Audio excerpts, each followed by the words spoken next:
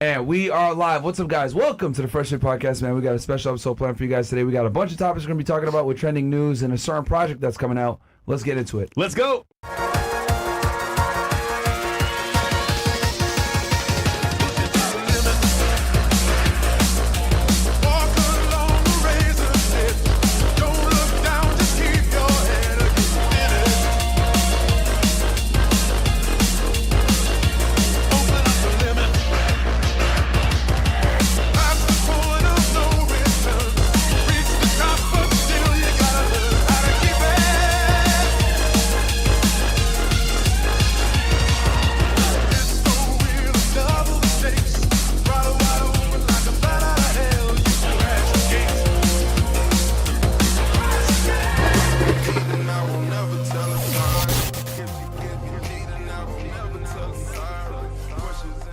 And we're back. All right, and we are back. What's up, guys? Welcome to the Fresh Fit Podcast, man. We got a special guest in the house. Dom, do you prefer Lucre? What's the best way? It's Lucre. Lucre. Yeah, Okay. Lucre, kind of like Yeah. LUK. I'm liking the Flash. This is a change Dom from last time. I got is that AP watch? Yeah. Iced out, and then the chain. That's cool, man. Hey, Come man. here. Yeah. He's showing us why he's black. He's working hard. He's on nigga time. Yeah. I love it. I love it. No, man.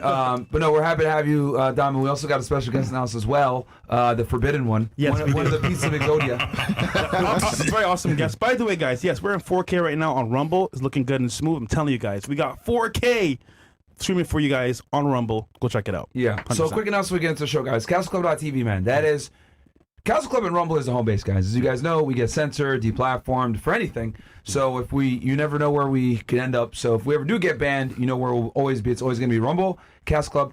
Keep in mind, guys, that CastleClub and Rumble are the same. Locals and Rumble are one unit. Yeah. So obviously, Rumble, think of it as like the free app where you can watch the videos. But if you really want to support your creator, you get on their Locals. On their locals. For us, it's CastleClub. For Crowder, it's Mug Club. Don Bongino has a local. So does Russell Brand. Yeah. So like, you want to support your guys over here on Rumble, guys, and fight for free speech, which we're going to be talking about that actually today. CastleClub.tv is the best way to support us. We're over 6,000 strong, trying to hit 10K army. So go over there, guys. It's only $35 a month, and we basically do Zoom calls, answer questions on there. I watch band documentaries with you guys. We play games extra together. Streams, play games and shit like that. So it's a much more personable experience. We got a Discord on there as well. So guys, CastleClub.tv, man. That's how we're able to, if we get suspended on other platforms, that's why we don't lose our shit. We're like, whatever, it is what it is. So It's part of the game. it's part of the game when you're controversial like But us. without further ado, Yes. welcome back, Dom. Listen, you've been killing on Twitter, man. Posting the truth, being that guy for the team and for the people. What's up with you, What man? are you at now? Like been good. almost 3 million on Twitter? 1.5. It's not Okay. big. Yeah, just 1.5. It's like, Is that your 1.5?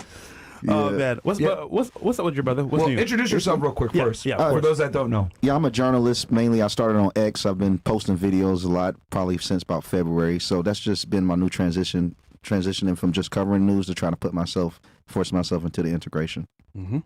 So you cover a bunch of different topics, and you blew up on X. Can you kind of go through your meteoric rise on X with the audience, how it came to be? So initially, I got a phone call. It was 2022. It was in November, actually, election season, and it was the runoff election in Georgia. Senator Warnock was running against Herschel Walker, and Warnock's campaign called my phone, and I was living in Nashville, Tennessee, and they asked me to vote. Although I was living in Nashville, they had my old Atlanta address. I recorded the phone call and posted it to X, Twitter at the time. Is there a particular reason why they reached out to you, you think? Well, my address used to be in Atlanta, and it was asking for me to put in a mail-in vote. And I confronted them, hey, the address is no longer valid. I moved out to that city about 9 months ago. My vote wouldn't count. And they told me that I still could vote. Wow. So that's what blew me up. I recorded it. It was a pretty nice little story. Benny Johnson them, and they posted it up. It got me to about 16K on Twitter, and Was there a particular reason they reached out to you? Was it because you used to be in the music industry? they would call it everyone.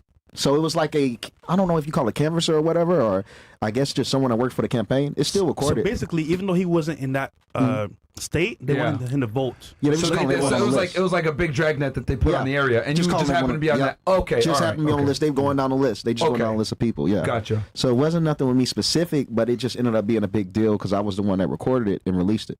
Okay, and you expose that they have people that are voting for Senator in an Warnock. election, that aren't even a part of that community anymore. Yeah, and it was just that. And the craziest thing, I don't think I even revealed this. I had the video and I sat on it for like 6 days. 6 days I had the video.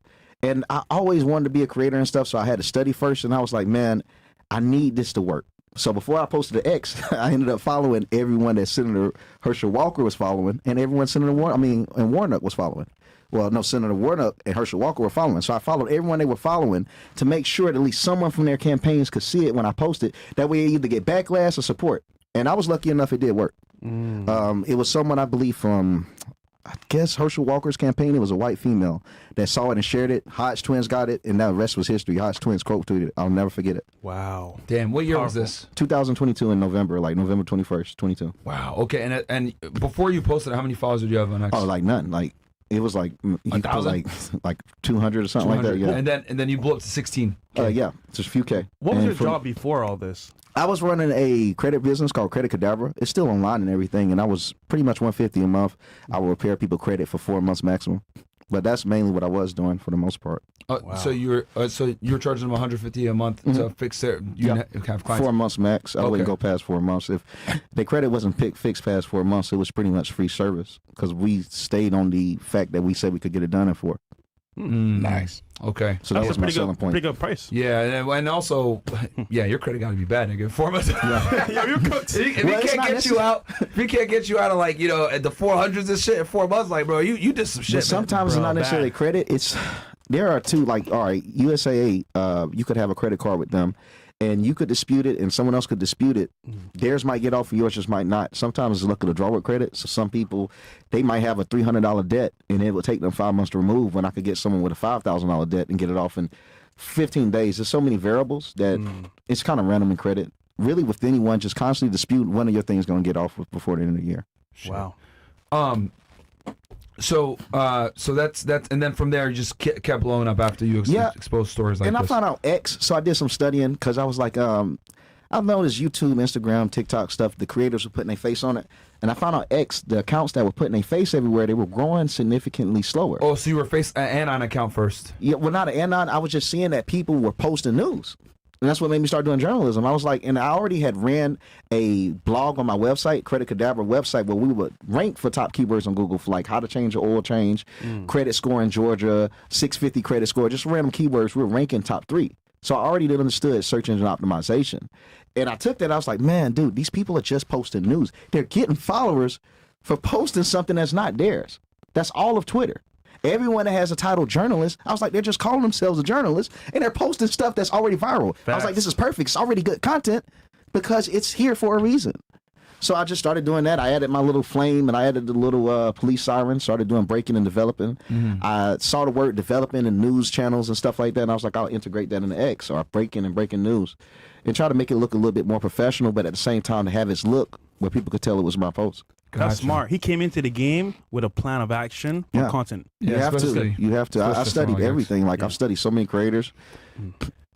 Can you take us back just a little bit before the credit repair company and your explosion on X? You were involved heavily in the music industry, and I wanted. You're one of the, and I'm glad that you're finally here. I can finally talk to you about this Diddy situation because I've been.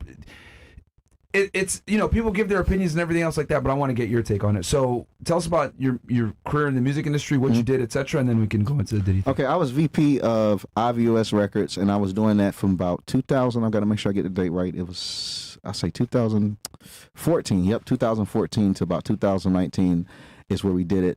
And I got to really experience a lot there, all the way to going to LA and spending time with Floyd Mayweather's niece, Cairo, and Suge Knight's son, which name is Suge Knight Jr., I think, like Lil Suge.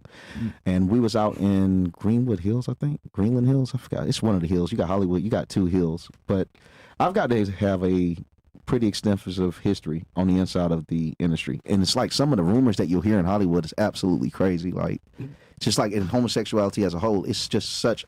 It's so open that anyone that's in has heard of someone else getting bent over. So it's crazy. It's so common. It's like, they tried to get me when I was out there like that. They tried. I tell the story all the time. I used to tell the story about me and Puffy used to get mad that I told the story because I was on Hollywood Boulevard. Wait a minute. I think it's time to bring in a special guest. Yeah, it's time to bring a special Let's guest. just bring him in All right right, now. so guys, over YouTube Ninjas, come on over to Rumble, guys. Rumble.com/freshandfit. We got Exodia. We got Exodia in the house. So guys, come on over right now. Rumble.com/freshfit. We'll drop the link in there. You guys know how YouTube is. It sucks, bro. Yeah, they said, who the hell is that? Well, you're about to find out. You better find out, Guys, Ninjas. link is there in the chat.